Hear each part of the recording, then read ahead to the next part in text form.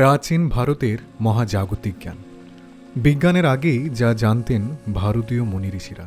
আমাদের পূর্বপুরুষরা কি সত্যি নাসার আগে এসব জানতেন? তুমি কি জানো আমাদের ভারতীয় মুনি ঋষিরা সেই 1000 বছর আগে এমন সব জ্ঞানের সন্ধান পেয়েছিলেন যা আধুনিক বিজ্ঞান মাত্র কয়েক দশক আগে আবিষ্কার করেছে। সূর্য দেবতার রথে 7টি ঘোড়া কেন? 5টা বা 8টাই নয়, ঠিক 7টি ঘোড়াই কেন? কারণ আমাদের পূর্বপুরুষরা জানতেন যে সূর্যের আলোতে 7টি রং আছে।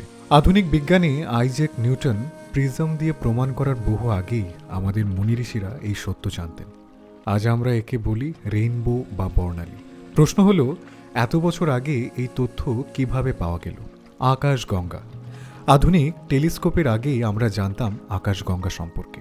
আজকের জ্যোতির্বিজ্ঞান বলে আমাদের গ্যালাক্সির নাম মিল্কি ওয়ে, কিন্তু ভারতীয় গ্রন্থগুলোতে বহু আগেই এর নাম দেওয়া হয়েছিল আকাশগঙ্গা হিসাবে।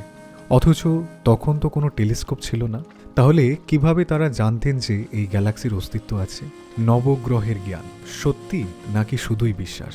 আজ বিজ্ঞান বলে আমাদের সৌরজগতে ঠিক 9টি নয় 8টি গ্রহ আছে, কারণ প্লুটোকে বাদ দেওয়া হয়েছে। কিন্তু জানলে অবাক হবে, আমাদের পূর্বপুরুষরা প্রাচীন জ্যোতির্বিজ্ঞানে সব সময়ই নবগ্রহের কথা বলেছিলেন। আর এজন্যই সনাতন ধর্মে 9টি গ্রহের পূজা করা হয়।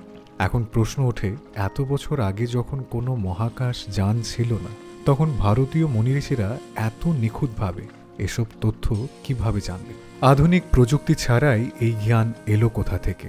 আমাদের মুনি ঋষিরা কি এমন কোনো গুপ্ত প্রযুক্তি বা জ্ঞান ব্যবহার করতেন যা হয়তো আজ হারিয়ে গেছে?